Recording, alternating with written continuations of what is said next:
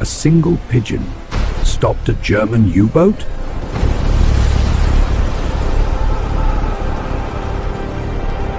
In World War II, the British Royal Navy used homing pigeons as emergency messengers on ships. During one convoy mission, a destroyer was suddenly attacked by a German U-boat. The radio was destroyed, so they quickly released their last pigeon with a desperate message. The pigeon flew 200 miles through storm and enemy fire, delivered the message, and fighter planes arrived just in time to sink the U-boat. That one bird saved the entire ship and crew.